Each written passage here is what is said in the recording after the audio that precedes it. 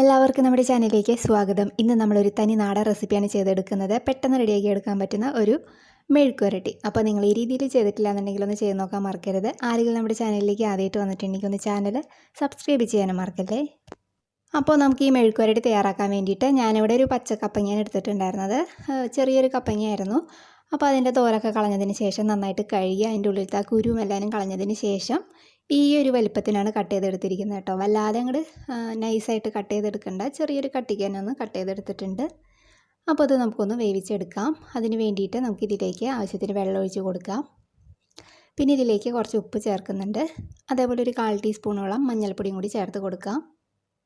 ഇനി നമുക്ക് flame on ചെയ്തിട്ട് അതൊന്ന് വേവിച്ചെടുക്കാം. അപ്പോൾ കപ്പങ്ങ വേവാൻ വേണ്ടിയിട്ട് അധികം സമയമൊന്നും എടുക്കത്തില്ല. ഒരു 5 മിനിറ്റൊക്കെ മതിയാവും. ഒരു മീഡിയം ഫ്ലെയിമിൽ വെച്ചിരിക്കാം. നിങ്ങൾക്ക് വേണമെന്നുണ്ടെങ്കിൽ ഇതൊന്ന് അടച്ച് വെച്ചിട്ടൊന്ന് വേവിച്ചെടുക്കാം. അപ്പോൾ ഒത്തിരി വെള്ളം ഒഴിക്കേണ്ട. ഒത്തിരി വെള്ളം ഒഴിച്ച് കഴിഞ്ഞിട്ടുണ്ടെങ്കിൽ പിന്നെ അത് വറ്റിച്ചെടുക്കാൻ പാടായിരിക്കും. അപ്പോഴത്തേക്കും നമ്മുടെ കപ്പങ്ങയൊക്കെ വല്ലാതെ അങ്ങോട്ട് വെന്തുടഞ്ഞു പോകും. അപ്പോൾ അതവിടെ നന്നായിട്ടൊന്ന് തിളച്ച് വരുന്നുണ്ട്. അപ്പോൾ ഇതൊരു 5 മിനിറ്റ് ഒന്ന് വെന്ത് വരട്ടെ. അപ്പോൾ അതവിടെ ഒരു 5 മിനിറ്റ് കഴിഞ്ഞപ്പോഴത്തേക്കും കണ്ടില്ലേ, അതിനകത്ത് വെള്ളമൊക്കെ വറ്റി വന്നിട്ടുണ്ട്. നമ്മുടെ കപ്പങ്ങയൊക്കെ ഇവിടെ വെന്ത് വന്നിട്ടുണ്ട്. വല്ലാതെ അങ്ങോട്ട് ഉടഞ്ഞു പോയിട്ടില്ല. അപ്പോൾ ഇത് നമുക്ക് മാറ്റി വയ്ക്കാം. ഇനി നമുക്കിതൊന്ന് താളിച്ചെടുക്കാൻ വേണ്ടി സ്റ്റൗ ഓണാക്കി ഒരു പാൻ വെച്ച് കൊടുക്കാം. പാനൊന്ന് ചൂടായിട്ട് വരുമ്പോൾ അതിലേക്ക് 1-2 ടേബിൾ സ്പൂൺ വെളിച്ചെണ്ണ ചേർക്കാം. വെളിച്ചെണ്ണ ഒന്ന് ചൂടായിട്ട് വരുമ്പോൾ കുറച്ച് കടുകിട്ട് കൊടുക്കുന്നുണ്ട്. കടുകൊക്കെ ഒന്ന് പൊട്ടി വരുമ്പോഴത്തേക്കും നമുക്കിതിലേക്ക് ഒരു 2 വറ്റൽമുളകും കുറച്ച് കറിവേപ്പിലയും കൂടി ചേർത്ത് കൊടുക്കാം. ഇനി നമുക്കിതിലേക്ക് ഒരു 10-15 ചെറിയുള്ളിയും ഒരു 2 ടീസ്പൂൺ ചതച്ച ഉണക്കമുളകും കൂടി കല്ലിൽ നന്നായിട്ട് ചതച്ചെടുത്തതാണ്, അത് ചേർത്ത് കൊടുക്കുന്നുണ്ട്.